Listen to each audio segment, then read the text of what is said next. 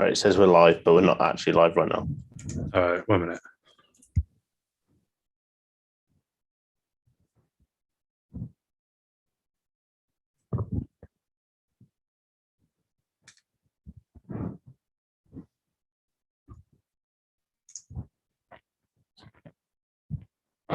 Right, we are live. So welcome, everyone.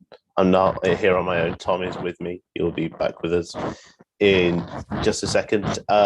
Today's live stream is just going to be looking at the 2022 sporting regulations. So it's going to be a bit more relaxed and chilled out one than usual. So yeah, if you got any any questions, make sure to post them down in the comments below, and we should hopefully get to them at some point during the show. Me and Tom are just on our own today, so we'll be pretty much chatting. So any sort of help from the comments will be greatly appreciated. But for now, it's just me on my own. As I said, Tom will be back in 2 seconds, and then Tom is just powdering his nose a minute, and we'll get started. Making myself look fabulous. I'm currently trying to put the thumbnail and description in the video, but it won't let me. There it is. Tap that. So let me just quickly change the thumbnail to the beautiful Aston Martin. Do you remember last year when we all thought the Aston looked good, and then it got out on track and it looked like gash? Yeah. Just remove all the details of all the people that haven't joined the podcast today from the description. That's not being me. That's not me being harsh. That's just being honest. Okay. That is that sorted.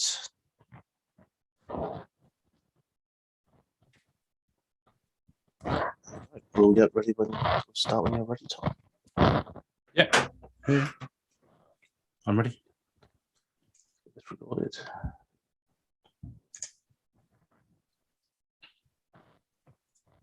Yep. I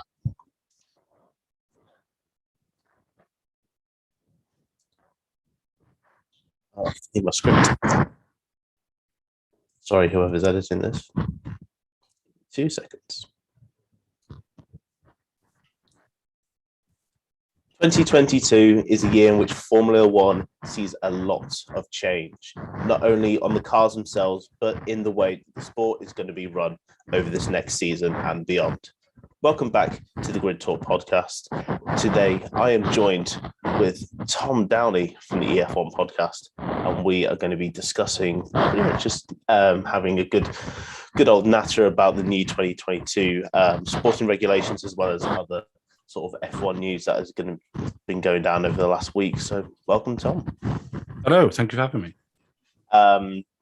So obviously we've got to talk about the big news that has happened today, and that is that Nikita Mazepin won't be racing with Haas probably ever now, and he's also taking his big sponsor Uralkali with him. Yeah, what is your immediate response? I think we knew this was coming, but yeah, I think it was inevitable. And before I say anything further, I know Mazepin is obviously not directly involved in what's going on. I'm not going to get into what's going on because everybody knows what's going on. But I know Mazepin is not directly involved, or at least I certainly hope he's not directly involved. However, as we've seen with other sports and other, even other walks of life, we're seeing companies halting account sales, all the rest of it in Russia and Belarus.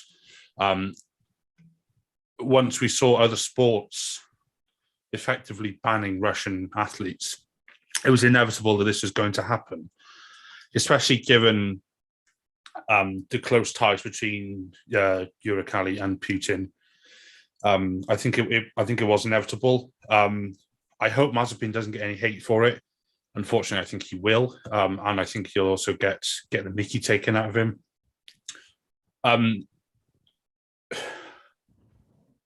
Haas, they've been in an impossible position. I think we've all known this is going to be happening.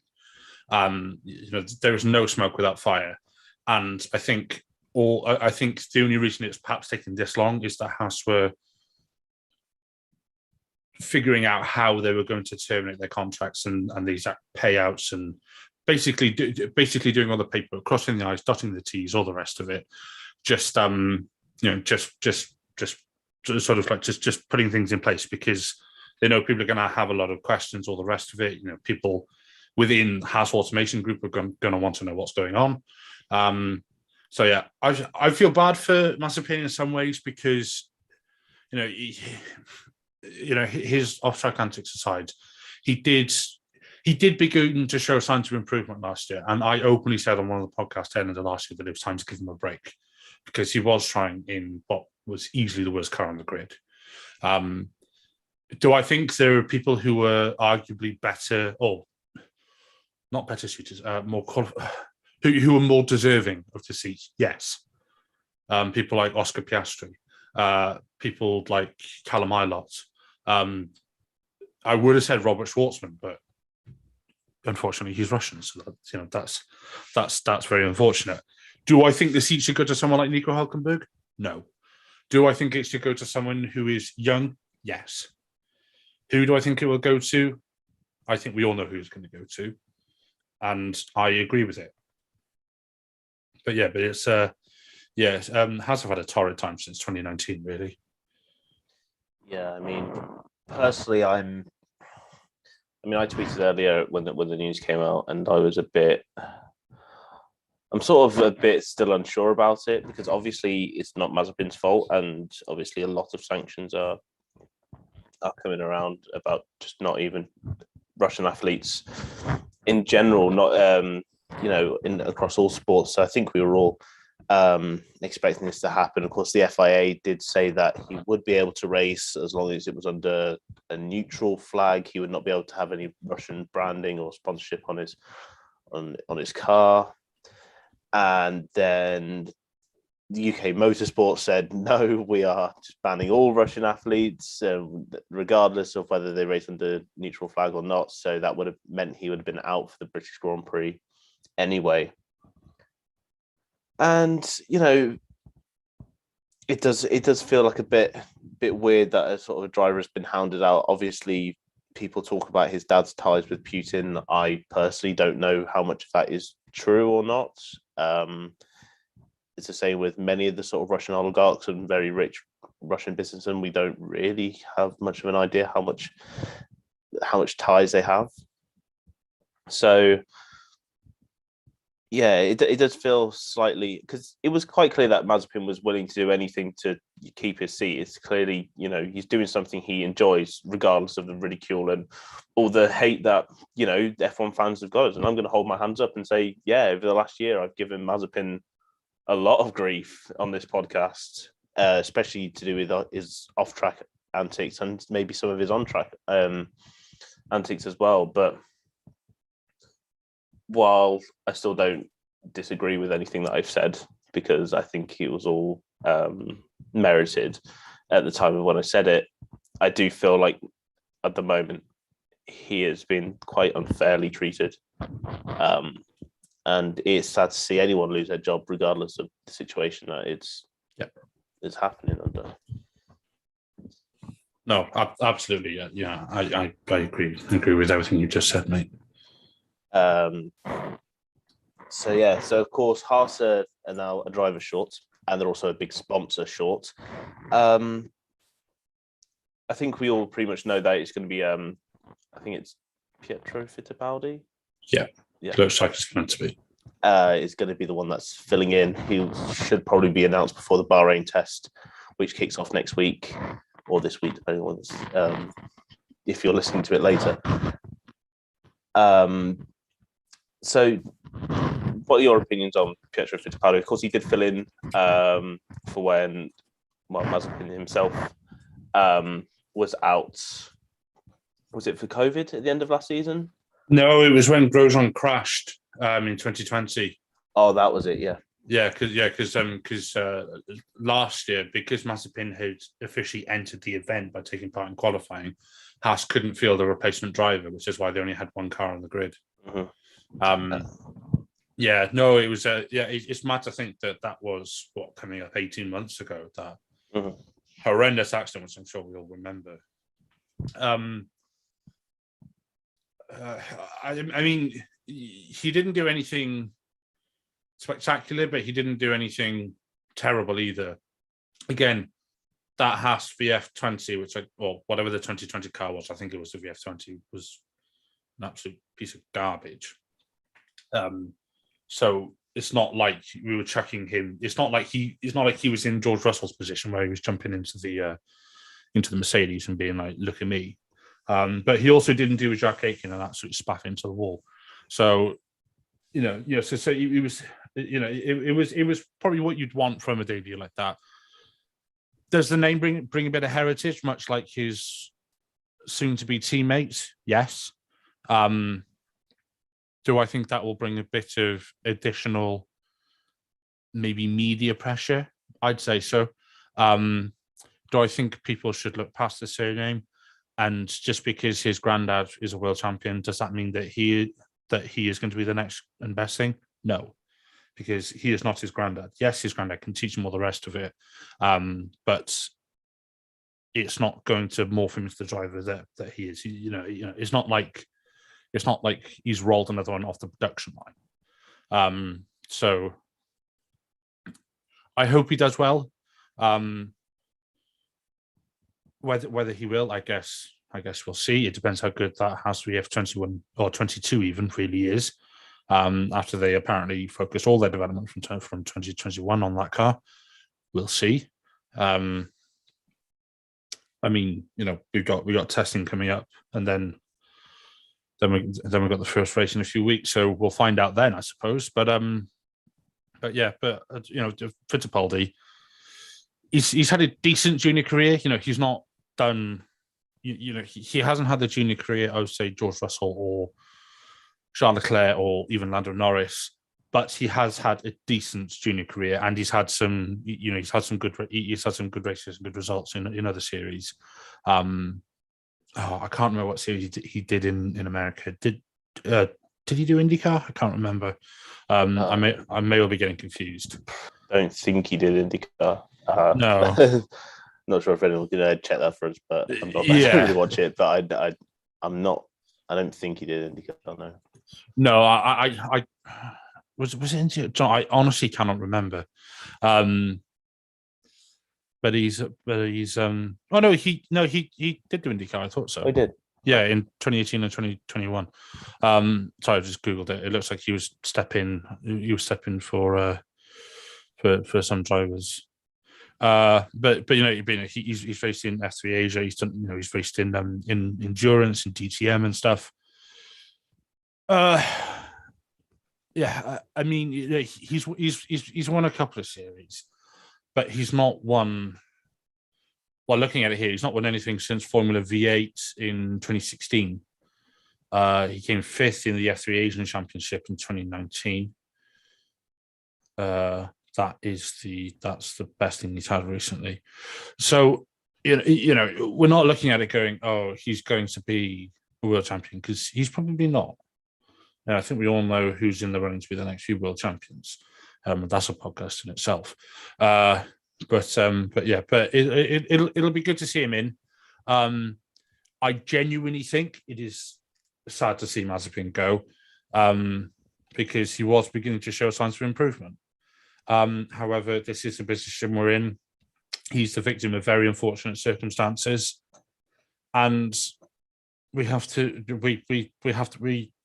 on. We have to accept the situation for what it is, and unfortunately, he's collateral damage. Yeah, he is sort of these collateral damage, and yeah, to be honest, I echo a lot of what you said about Fittipaldi. I mean, he came and he just sort of just did his job really when he was filling in for Roman Grosjean. He was not all that far off the pace of Kevin Magnussen in those races. So fair play to him. And I imagine Haas will pick him not only just because he is a Fittipaldi and will probably bring sponsorship money with him, which of course they're going to desperately need. Yeah. But also he's been Haas's reserve driver for so many years now. He's been, working very closely with that team. And clearly they must see stuff behind the scenes with him working either in the simulator or in private tests or the testing that we've seen. That they're happy with him and are willing to give him a shot. I mean, he wouldn't have been my first pick. I think there are maybe a few other drivers out there who may be a bit faster or a bit more experienced than Fittipaldi, but it's another iconic name on the grid. We have a Schumacher back, we have a Fittipaldi back, and soon we even might see an Andretti team. So yeah, I mean, it does feel like we've got the wish version of Fittipaldi and Schumacher at the moment, but it comes good in his second season. Yeah, historical fact. Hopefully Schumacher does.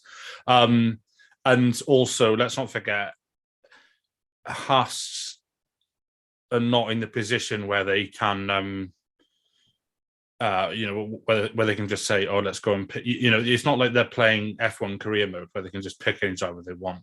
Unfortunately, they have a big void of money to fill now that Uralkali have gone.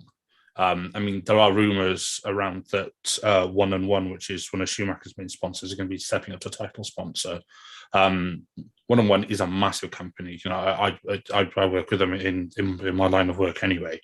They are enormous, so they financially wouldn't have a problem stepping up like that, I don't think. Also, they're going to want to back the name of Schumacher, because it's going to do wonders for the sport in Germany, especially for people seeing another Schumacher on the grid. So, but Haas are probably going to be a bit more conscious that they're going to, if they've got the opportunity to spread their money across two drivers, and Fittipaldi is going to bring that in. I wouldn't be surprised if we see the likes of, say, Banco Brazil or someone back in, or a few of the sponsors that we saw with the likes of Felipe Nasser, Rubens, all that sort of era of drivers, if you can even say that about them. I think we may well see some Brazilian sponsors on that car coming up, especially as it's such a blank canvas now. I mean, and Brazil is a huge market for Formula One. I mean, there's so much history to come out of Brazil, and the fact that we haven't had a Brazilian driver on the grid since Felipe Massa is kind of weird. It's like the fact that we now no longer have an Italian driver on the grid. It feels like F1 is missing something. And imagine the roar at Interlagos when you see a Fittipaldi driving round in his home Grand Prix. I've just got tingles thinking about it. It'll. I mean, it's definitely something that Formula One needs, and especially considering the Brazilian Grand Prix has been under such weird sort of threats from itself, almost moving away from Interlagos and moving to some horrendous street circuit, which would involve cutting down a bunch of Brazil's rainforest to build. So I think it'll be great, great for Brazil, and definitely a bit more security for Interlagos in the future, because when you have a Brazilian driver there, it's going to be more packed than it usually is, because the Brazilian Grand Prix is always one where a lot of fans turn out to come see.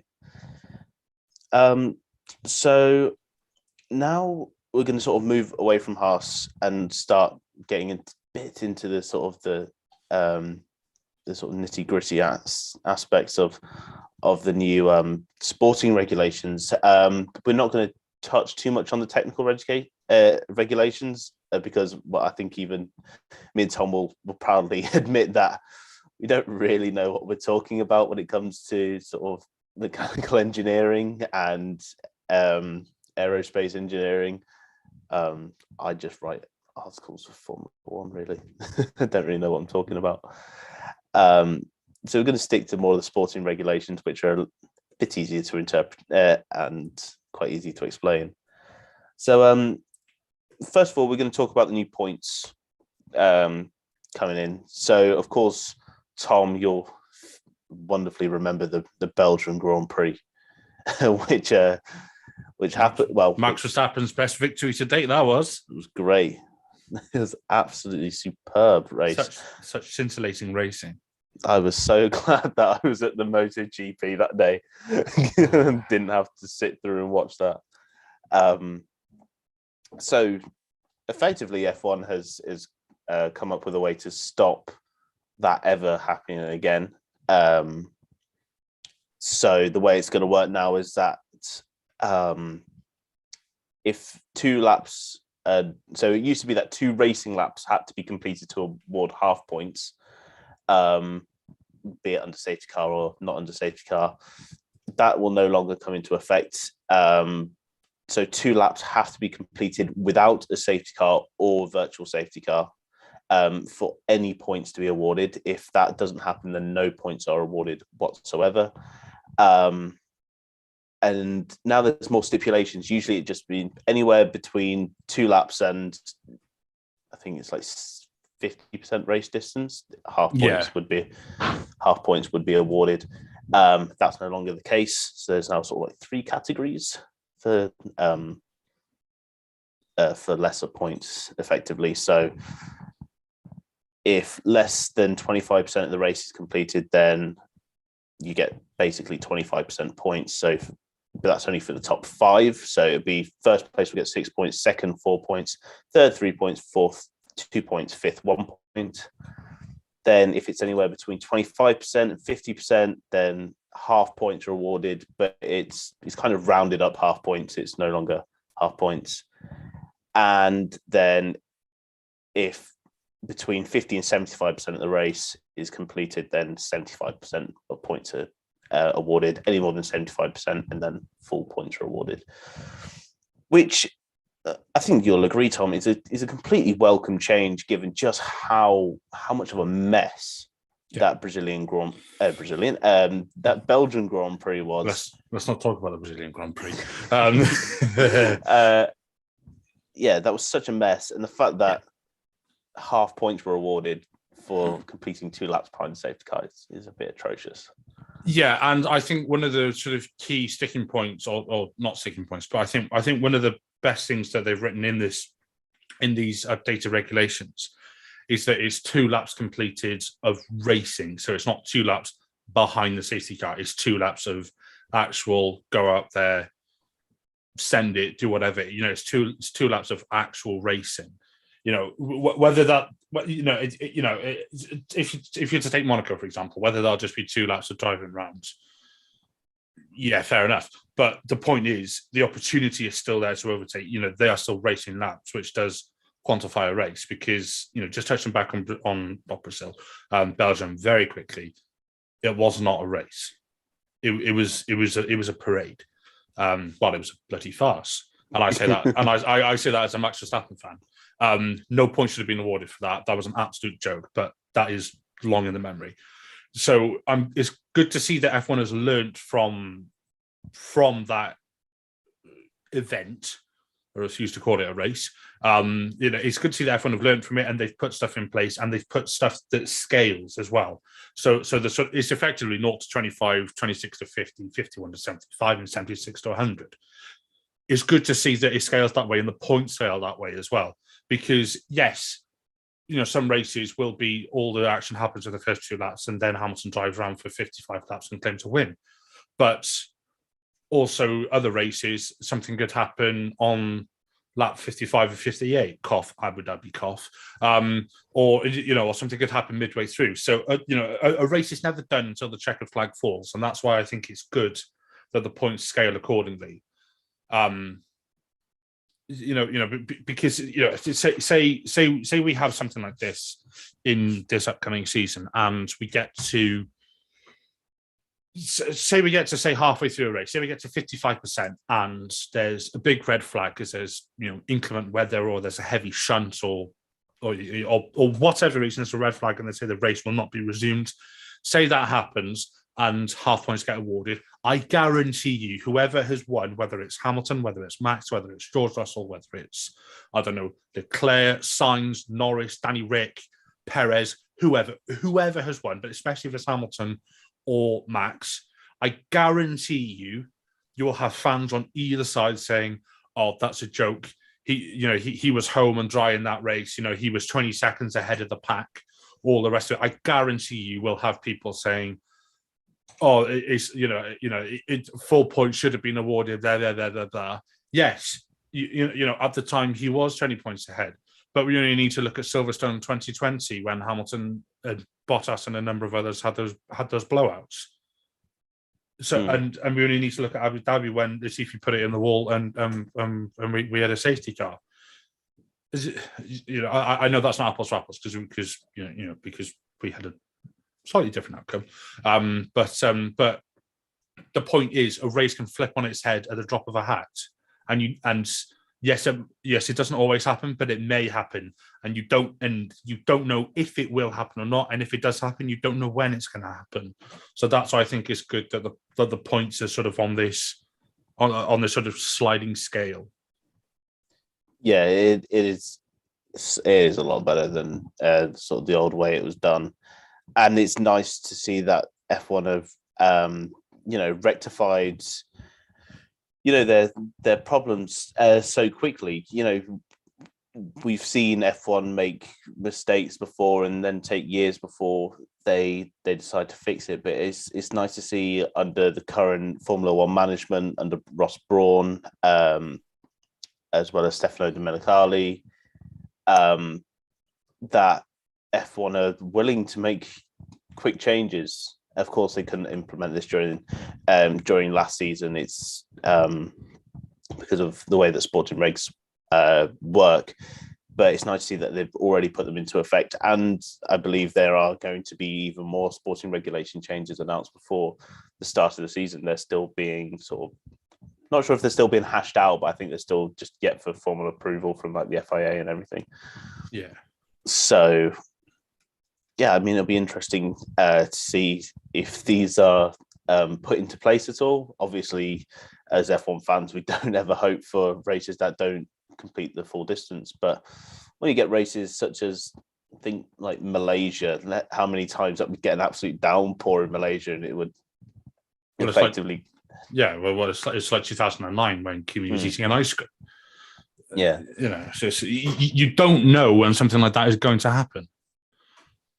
Yeah. So, and yeah, I think it's a great way to do that. Now we're going to move on to, well, more just things that are going to happen on a Saturday in Formula One now. So, of course, it's been confirmed that we're going to have 3 more sprint races for this year. Whether or not your opinion on them was great or negative, me, I was slightly in between. So we've got 3 new sprint races, and also we've got some new quali tyre rules coming in. So we'll start with the sprint races. So they're going to take place at Imola, the Red Bull Ring, and Interlagos this year. Of course, we did have the sprint race at Interlagos last season, but instead of Monza and Silverstone, it's going to be the Red Bull Ring and Imola. So, I mean, they're fairly good tracks for overtaking, Tom. Probably the Red Bull Ring and Interlagos more than Imola, but it's nice to see that we're not just going to stick with the same ones, and they're still willing to test it out on different tracks. Yeah. I mean, F1 have picked these tracks, and we were saying this just before we started. They've picked these tracks because they lend themselves fairly well to overtaking. Even Imola, which I know certainly I didn't think we'd see before the season started. So yeah, so sprint quali, which it is now called sprint quali, I believe, because last year they were like, oh, it's a race. Then last year they called it the sprint. Now they're calling it sprint quali because they've realised that they were chatting pure shit. they've they've obviously picked these three circuits. Sort of, what's the best way to say this? They've picked these circuits because they know they lend themselves well to overtaking. They know they're going to create good drama, especially hopefully with the 2022 cars, being easier to follow all the rest of it, but still being almost just as quick as the 2021 cars. They've picked these circuits because they know it's going to certainly hopefully create some good on-track incidents or on-track racing, wheel banging, all the rest of it, which is what people want to see. The sprint is there because it's more entertainment, apparently. Which I get, and props to F1 and Liberty Media for having the kahunas to actually try something different. These F1 fans are historically incredibly reticent to change, so so to see them actually go out and try something, to try a different circuits, is a good idea. I think if we were to see the sprint at, say, what were the three we said before we started? Wasn't it like Monaco, Barcelona, and Hungary? Yeah. We said, we said that if we saw the sprints at those three races, perhaps they would have slightly different results, and it would just be like the first phase of a race, because that is what the sprint somewhat turned into. It's like, if you look at the circuits we had it at last year, because last year we had Silverstone, Monza, and Interlagos, of course. All circuits which lend themselves fairly well to decent racing. You could argue that in that Monza is like Spielberg for this year, because it's lots of straights and a very, very fast circuit. You could argue that Silverstone is like Imola, perhaps not one that you necessarily think of for like sort of super fast straights and overtaking, with a bit more sort of technicality to it. And you could then argue that God, where else are we going this year? I just said it as well. Imola and Interlagos. I said Imola. Yeah. Where else? Sorry, where else are we going this year? If I complete memory blank. Interlagos. No, we went to Interlagos last year for. And we're going again this year. Oh, sorry. Yeah. All right. Yeah. Well, yeah. Well, that one, I think we know what to expect. Good luck whoever's editing this to cut all that out. I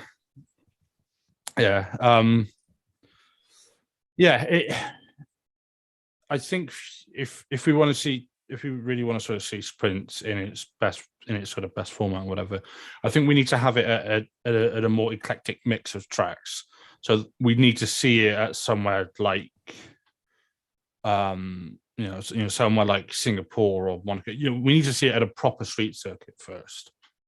Then after that, we need to see it at a permanent facility that is notoriously more difficult for overtaking, to the likes of Barcelona or Hungary or something. I mean, you could even try something maybe like Baku. I mean, Baku's kind of, you've got that long straight which can aid in overtaking, but it is also a street track. Do you know, I think a sprint event at Baku would be absolutely brilliant. If you look at some of the racing we've had there in the past. Yeah, I think it would actually be really good. Yeah, that's a really good shout, actually. The thing is, like, I think a definite uncertainty around, because we knew for the last however many years now, probably since 2017, since the new those aero regs came in, we knew that these cars are difficult to overtake with. They throw off far too much turbulence to allow for close racing. And we're now kind of going into 2022 in the unknown, not really knowing how these cars are when they're able to follow. We've seen some drivers test it out in Barcelona 2 weeks ago, just trying to get an idea. And we've not really heard anything from the drivers in terms of what it is actually like to follow other cars. I think, sorry, Lou, I think Leclerc came out with something. I think he said that it is generally easier until you get really close to the car in front, and then you start getting the washboard effect that we got last year. So by the sounds of it, the drivers are able to get a lot closer, which is, if that's true, is good. Yeah. So then hopefully, like maybe like a track like Imola could be could be really good for that because, I mean, Imola is a fast track, and it does have maybe like one, I would say, main overtaking point going into sort of basically what is, I think it's what's turn 2 because they got the kink first, which is turn 1. I don't know the corner names, No. but yeah, I mean, we saw some good racing at Imola last year, probably half due to the changeable conditions and the late safety car. But I think that could be good, and I think then Red Bull Ring is a track that you'd expect there to be good good racing, and you'll get quite a few laps out of that because it is 30% race distance, and it's quite a long, it has quite a lot of laps, so that should be good. And then Interlagos, well, we saw what happened with Hamilton starting all the way from the back and making his way to 5th place or something ridiculous. Yeah. So if the cars can genuinely follow, then I think the sprint races may be a little bit more interesting.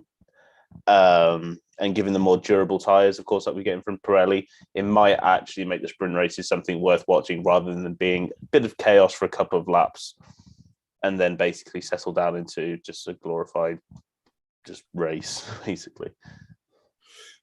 Yeah. Yeah. I mean, I don't really have anything to add to what you just said, to be honest. Well, I did mention tyres, so we'll talk about tyres. So now the Q2 rule is now going out the window now because Pirelli have so much faith in the raceability of their tyres now with the 18-inch wheels.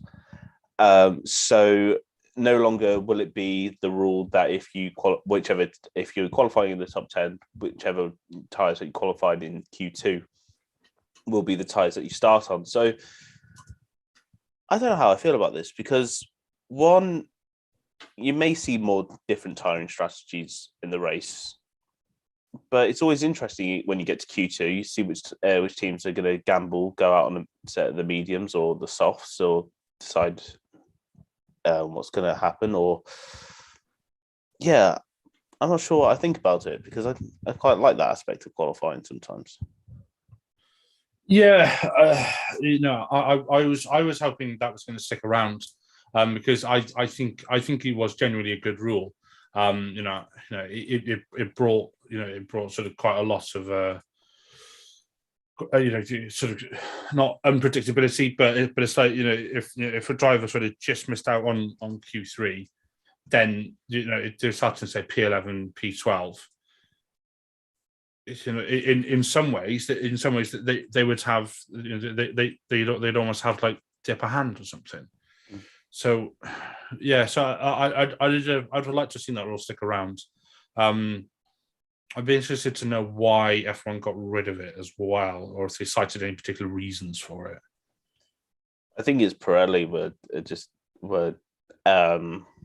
just happy. I think F1 and Pirelli were just happy with maybe the raceability of these new tyres and the fact that if drivers being able to push on them will allow for more mixed strategy rather than the need to force new strategy. If let's say you miss out on Q2, stick a set of the mediums on and try and go long and get into the top 10, or if you've gone out on the mediums, you're slower and then have to make a last ditch attempt on the softs to get yourself into Q3, and then that sets you up badly for the race. I'm not sure, to be completely honest. As I said, it's a rule that I've really liked, and I think it's always made elements of strategy a bit more interesting.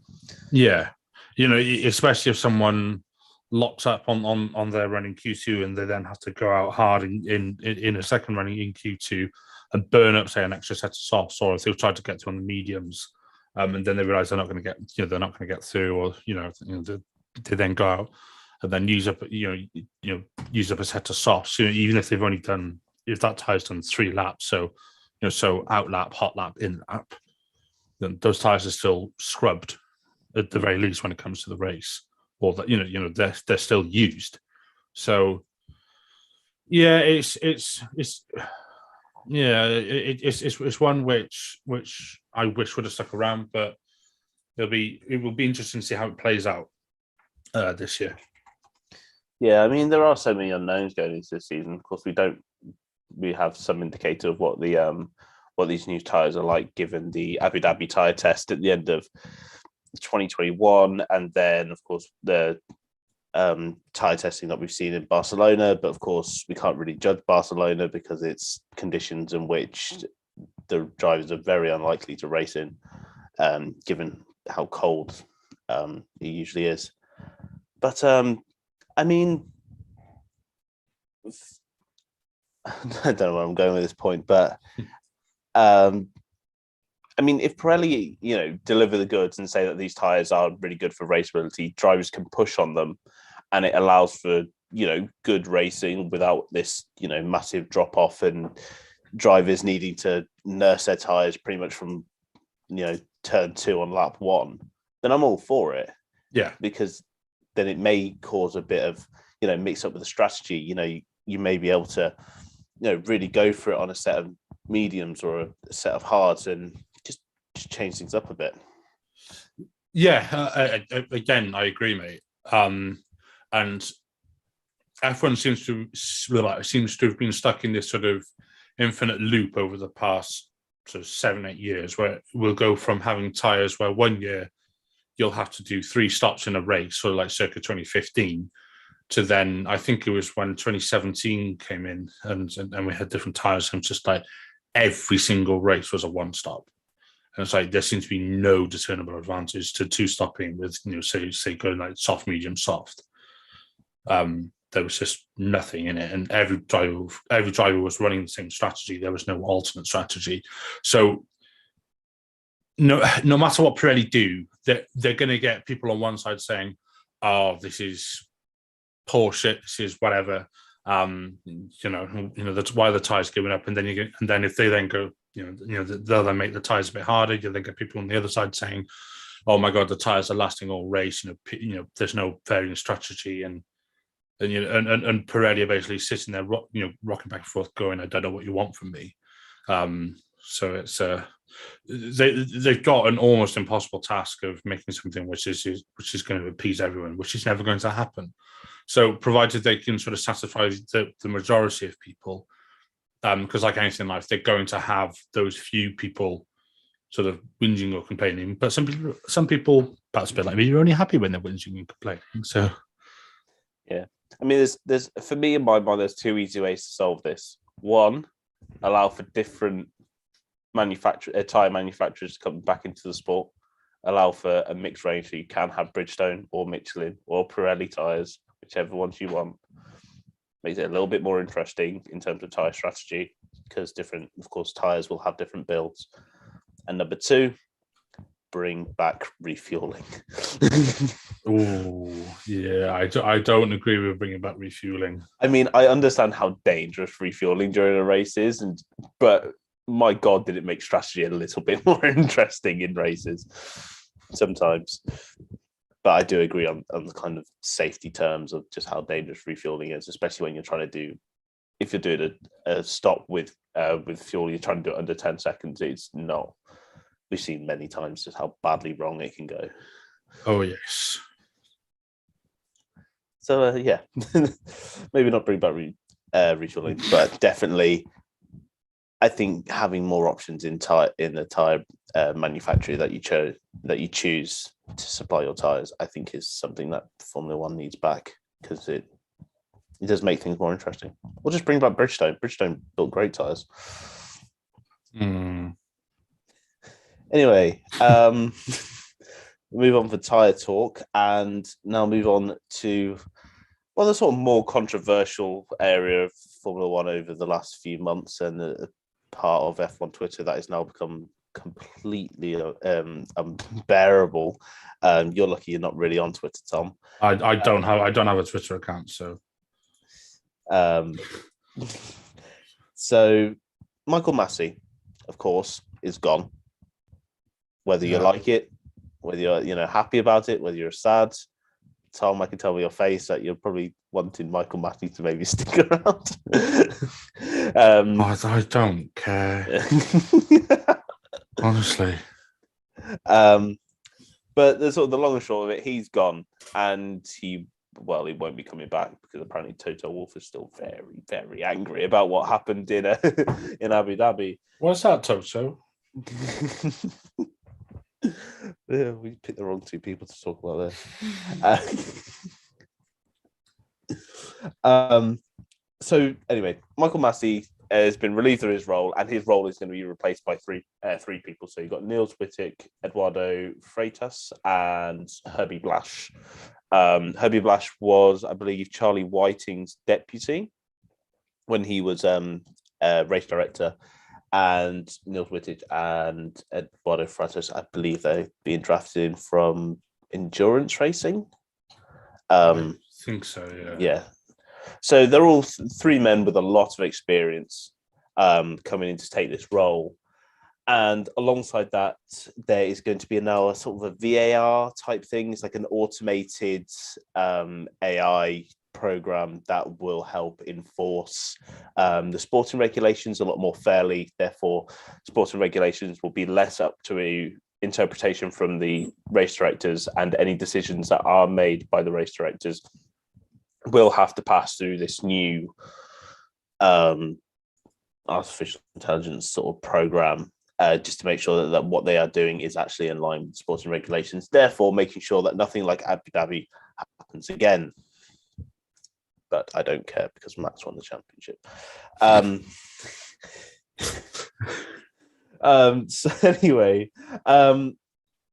I mean, obviously it seems to make sense. There was a lot of outrage after Abu Dhabi, Tom, and I think something had to be done. I think while some people come out to support Michael Massey and say that it was unfair to sack him, at the end of the day, Abu Dhabi wasn't his only mistake. He made so many mistakes during that season. It started to get quite annoying, actually. So do you think now, the fact that we now have three people doing Michael Massey's job, plus a program like a video like a virtual assistant behind them, making sure that all the rules are being applied, do you think we'll finally start seeing some consistent and fair, stewarding? Now, let's not forget that the stewarding wasn't necessarily Michael Massey, and that is a different topic in itself. But if we're looking at the actions of Michael Massey throughout the 2021 season, I do agree that he has been replaced, because if we look at what happened in Abu Dhabi as an example, if you listen to the way Massey was talking, especially when he had Red Bull in one ear, Mercedes in the other ear, it sounded like he had lost control, which I can kind of understand, because he had Toto barking in one ear and he had Horner moaning in the other ear. Plus, he had Ron Meadows and Jonathan Whiteley as well. The point is, he had both teams going at it hammer and tong from either side. And I can understand why both teams were going at it hammer and tong from either side. Ultimately, the decision in Abu Dhabi, this is probably going to annoy a few people. It was not wrong, because there certainly was a regulation that says the race director has the ultimate say. I can't remember what number rule it is, but there was that rule in there. Do I agree with that rule? No, because it meant the race director could just go and say anything he wanted. So there were a number of questionable decisions throughout the season. Max should have got a penalty in Brazil. I don't know how he didn't. I do not know how he did not get a penalty for that. But alas, we can't change the course of history. What's been done has been done. Looking forward to 2022, the VAR style sort of like replay thing, I think is a good idea. And with the amount of cameras at an F1 circuit of a weekend, the amount of angles available, the amount of data available from the cars, from the drivers themselves, from their gloves, from their from the vital organ trackers, all the rest of it. There is no reason these days, with the advancements in technology and data availability, that drivers cannot.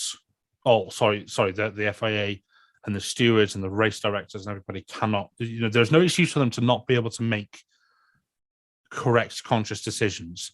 If they note a decision and then say, we need to go away and have a look at it. Good, do it. Don't rush a decision choice. Don't rush a result just for the sake of entertainment or just for the sake of thinking, oh shit, I've got to get a result out, or we've got to put something out. So don't just sort of like chuck a dice on the floor and say, oh, we've rolled number 4. That means 10-second penalty for Hamilton, or drive through penalty for Max or whatever. Don't do it that way. Apply the rules, apply them consistently, use all the data available, use all the images, all the video available. But on the flip side, learn from mistakes that rugby, my other favourite sport, has fallen into the trap of with the TMO. Don't over-analyse things. If you can see that an incident is fairly sort of like, sort of like clear and obvious. That's a phrase that's used a lot in rugby. If you can see that one driver is pretty much clearly at fault, don't spend 10 minutes going back looking at the same angles over and over. Don't scrutinize everything to within an inch of its life. If a decision is fairly obvious, good. Verify that decision with the data and provide there aren't any sort of mitigating factors or anything. Go ahead and give the appropriate sanction, but make sure that the same sanctions are given at each race, because we had so many things last year whereas like Perez got 2 penalties in Red Bull, in the Red Bull ring, for I think they're both with Leclerc for pushing him wide, and then Max didn't get a penalty for pushing Hamilton wide in Brazil. That's just one example of sort of how things were so off kilter last year. So there needs to be an element of consistency. The stewards and the race directors and everybody involved, they need to have they need to use the technology available to make the correct decisions. And also, now that teams have had this direct line of communication with the FIA cut off, I think that will help. With the FIA or the race director, I think that will help, because the race directors are not going to have people. They're not going to have all this constant background noise going on. That they're going to have the headspace, and they're going to have they're going to have the time to look at everything. As opposed to having whichever sort of sporting director or team principal saying, "Oh, Michael, what do we do about this?" Things are getting into the right place for us to hopefully have a good, consistent season when it comes to stewarding, officiating, and penalising. Someone just put in the chat quite an interesting question. It's like, how will decisions be made now that 2 minds have to make one choice? They will likely disagree at some point. I think luckily with the way that the FIA and the racing director, they of course you have multiple stewards making decisions on penalties throughout the race. That's the way it's been for the longest time now. There's always been multiple stewards who make decisions. In terms of the race director, I think it's just a way of just making sure that just all that all that sort of, I don't want to say power, but all that responsibility doesn't just fall on one man's shoulder to make just a rash and sort of in the moment decision, which Michael Massey was definitely guilty of doing. Yeah, definitely guilty of doing as well. So having those 2 people there, just make sure that decisions are being made properly, and then of course they've got the help of this new sort of virtual assistant that is going to help them make these decisions, make sure that the correct safety car procedures are being followed, red flag procedures, everything, and just making sure that they're just doing a good job and just doing the right thing rather than, doing the wrong thing and, and not, well, just completely destroying the F1 fan base as we know it at the moment, to be completely honest. So, I think that's probably good answer to your question, is the way it's going to be done now. And I think it's a much better way of it being done, if you ask me. Of course, I was not bothered by Massey's decision in Abu Dhabi, but I was certainly bothered by a lot of other decisions that he made throughout the entire season. And also, I was going to touch on the fact that the teams no longer have, they do have a line to the FIA still, one that won't be broadcast and one that you have to follow procedures to make sure that you are not interrupting, or just, so no longer can you just immediately get on the radio to the race director and have a whine. There are strict procedure now in which the teams have to follow, meaning that they can't do that anymore, which of course is for the best, because my God, did that get very, it was interesting to listen to, but after a while, you're just like, oh my God, every team is just a bunch of whiners. And it's actually incredibly annoying how they would just yell at Michael Massey. I wonder if they ever did that to Charlie Whiting. I genuinely wonder. I bet they did. But we didn't see it, or we didn't hear it as much. And I bet it was going on from day one with Massey. But it's only now that now that things have been broadcast that we actually started to hear it. Because I remember the first time I heard it, I'm sure it was in Barcelona, in the race. It just sort of popped up. It said team radio, and then it had Mercedes and the FIA or something. And I was just like, "Ooh, that's new." And then obviously we saw it unfold, and we saw it evolve into Mikey, I sent you an email, and then no, Mikey, no, in Abu Dhabi. That honestly, that red flag between Silverstone, because I was really annoyed because of the incident that had occurred. And obviously, I thought that is another, I don't know, this might be slightly controversial with some fans, that I think also the wrong decision was made in Silverstone regarding Hamilton. I think 10 seconds was a bit weak for that. Yep. I think a drive-through or something a little bit more severe, because you don't just, as Christian Horner said, you don't put a wheel up. You don't ever just send it at the inside of cops. It's not something you do. But yeah, it did provide a bit of entertainment, but I think it did get a bit old, and I think people were getting slightly fed up with it. But it's now one of the best memes in F1 now. So anyway, so we'll just sort of round this up with just a couple of. So we've pretty much touched on what all the new sporting regulations and how that's going to impact Formula One, but we'll just quickly talk about a couple of things. So, of course, Tom, we've talked about the fact that there will be no Russian driver now, but there will also be no Russian Grand Prix. The deal for the Russian Grand Prix, henceforth, has now been completely cancelled. It's very unlikely we'll ever return to Sochi again. Get it. But it means that there is now a hole in the calendar. So, just a quick question for you, Tom. Where do you think F1 should go? Sepang. Yes. You know what? Yes. people don't talk about the fact that we don't have a Malaysian Grand Prix enough, I think. It was a good circuit, and it did. It was like a good version of China. It was also it was also relatively affordable to go to, even from the UK. All things considered. However, apparently it was an absolute pain to get to for the actual teams, and it just didn't bring in that much money, which is why it got let go from the calendar.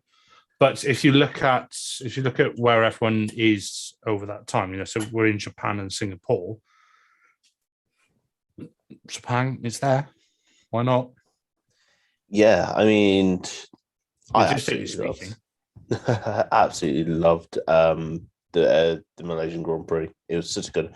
It's one of Tilke's best tracks, Yeah. hands down. Don't know how he got it so right, but fair play to the man. The elevation change, just everything about it, just the corners it was just so much better.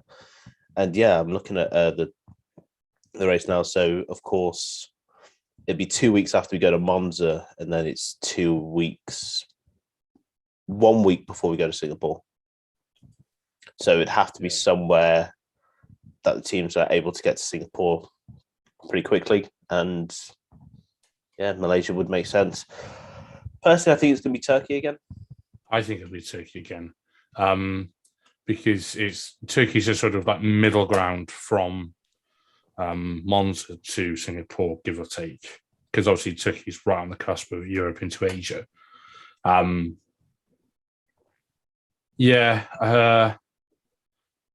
It'd be interesting to see.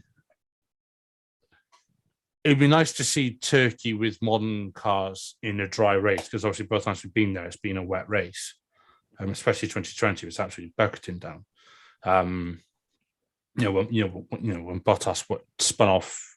Was it 2020 or 2021 race? No, it's 2020. The 2020, because it also had all the bitumen oil still coming out the tarmac. So mix that with all the wet weather, it made that track slippier than the drag strip in Hockenheim in 2019. It was like a skating rink. Yeah, and of course, because he won there in 2021 because Hamilton was whinging about his tires. Shock.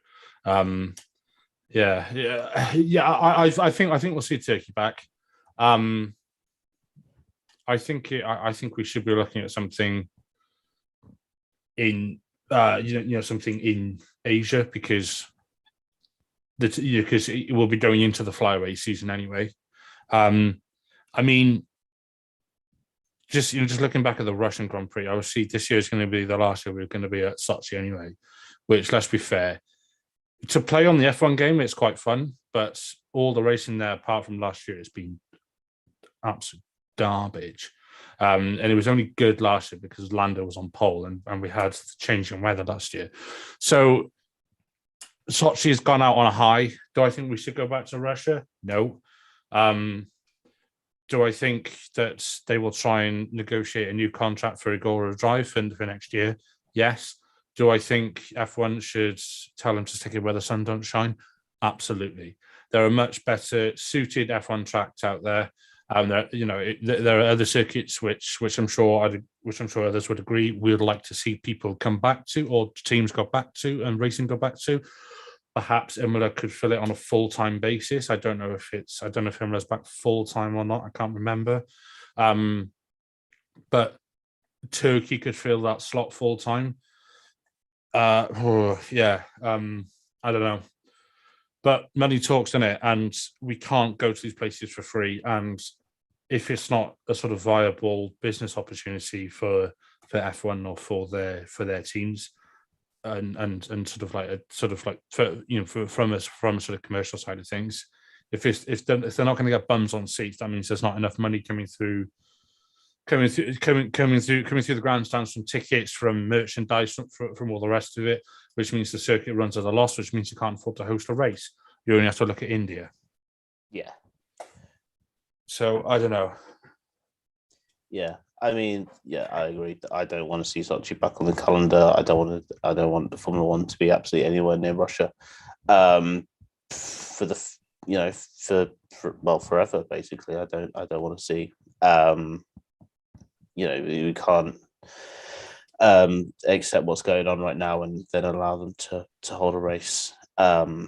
Especially with the current climate that Russia in. If Russia is to maybe change their tune quite significantly in more than ways than just pulling out of Ukraine, then maybe, but definitely not anytime soon. And then finally, we're just going to talk about Drive to Survive is coming out this Sunday. It's Friday. It's Friday, yeah, because I put the day off. Looking forward to it.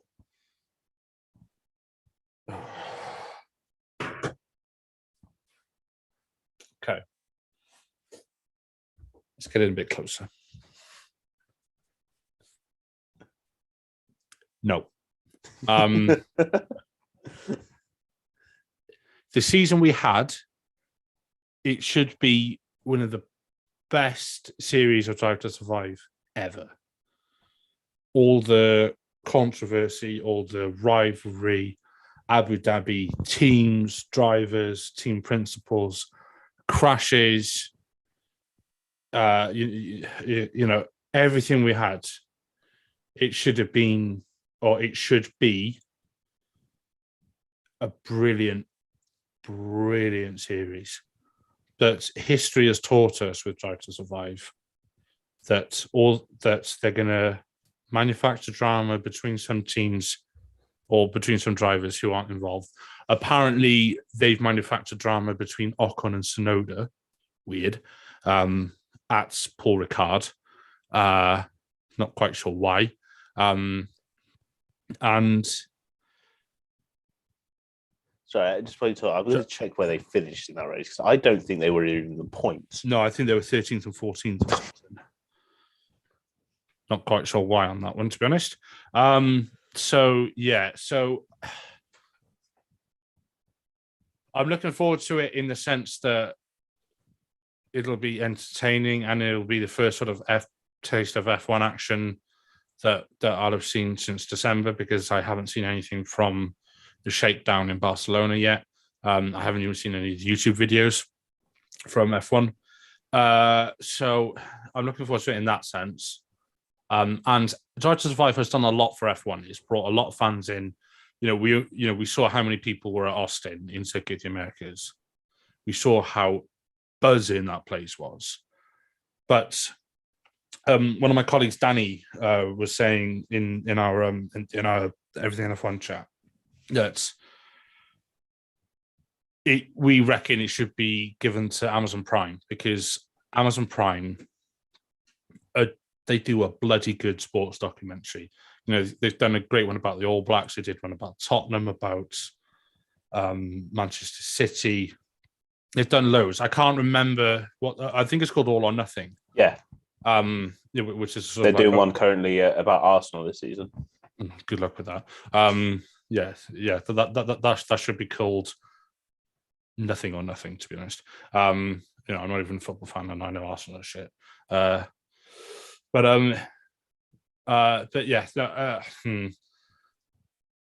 to Survive. I don't know how much of a credit it's going to do to F1. Personally, I mean, the F1 fan base is great. I've 3 or 4 years ago, I would have said that F1 is the most niche mainstream sport ever. Oh God, yeah. Because everyone knew about Formula One. Formula One was a thing. Like, you couldn't ask people and say, "Have you ever heard of Formula One?" Of course, they would go, "Yeah, Lewis Hamilton." Yeah. Or Michael Schumacher. Or Michael Schumacher. They would be able to name like people that have come out of it.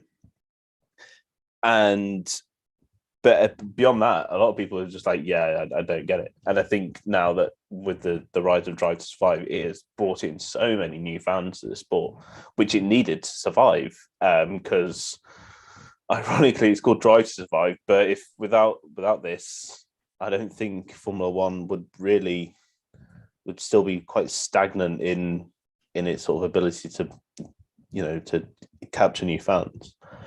But it also has brought a lot of.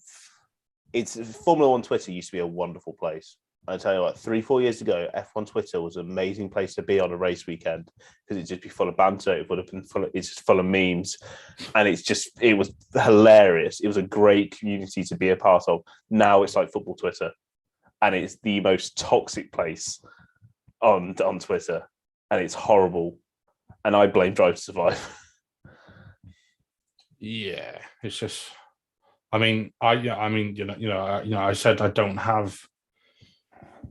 I don't have I don't have Twitter anyway, but I see enough sort of snippets and screenshots of things to know that I will never, ever create an account on Twitter. Yeah, I honestly don't blame you. But I just want to quickly go back to something that we were talking about literally about 5 minutes ago. Just seen a tweet from the official Sepang circuit. And what it says is, Oh, I saw that. Yeah, I saw a screenshot of that. It's just, yeah. So maybe.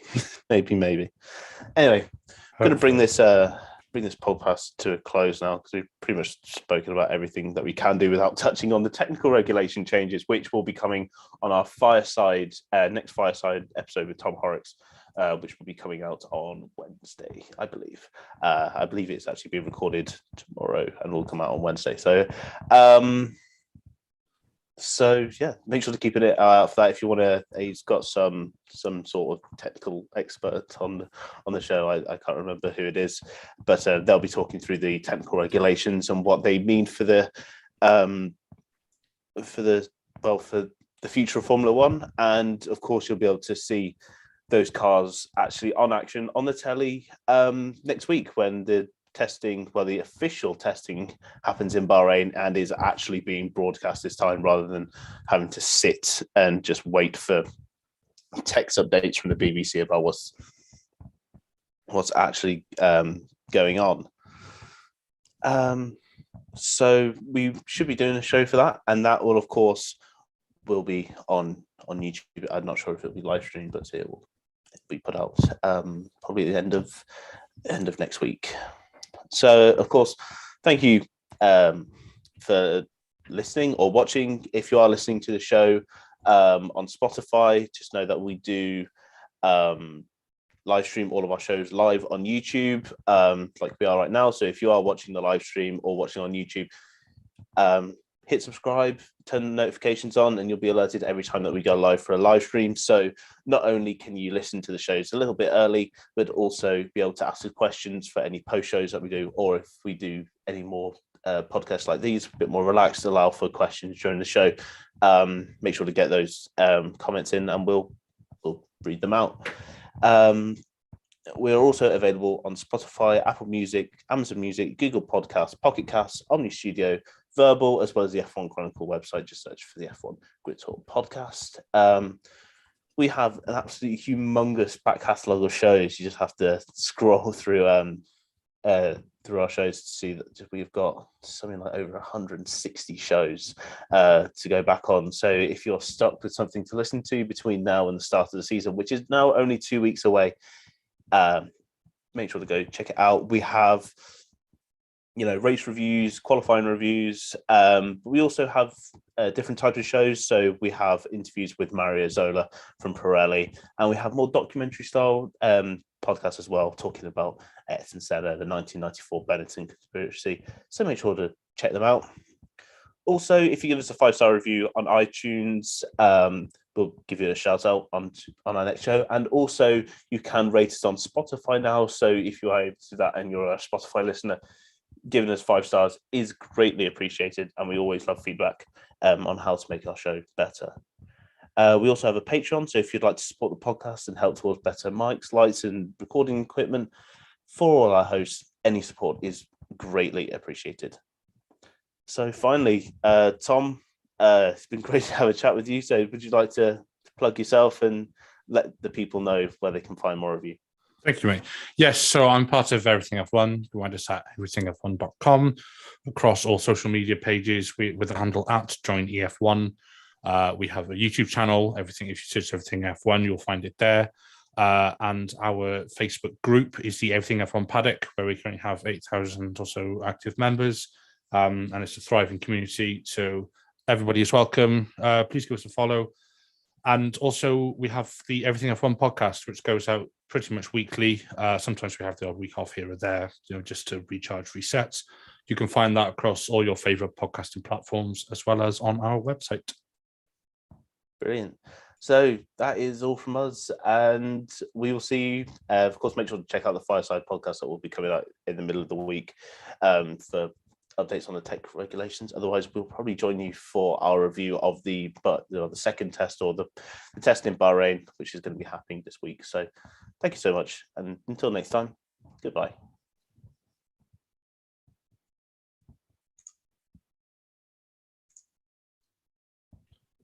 Well, there we are. Yippee. Good chat. We got absolutely no engagement apart from that one comment. So gotta love it. Thank you guys. For the people who have actually tuned into the live stream, thank you for actually sticking around. But yeah, I'm surprised you managed to make an hour of that. Well, I started ranting and waffling at one point, so that probably filled up quite a lot of. It's fine. It's what we needed to get. Yeah. If you ever need a podcast to be filled out, just give me a topic and let me go off on a tangent, and I'll bulk it out, no problem. Yeah. So to all the people on the stream, thank you. If you have watched it, or if you're watching this on YouTube later, thank you, and make sure to subscribe and hit the bell notification to get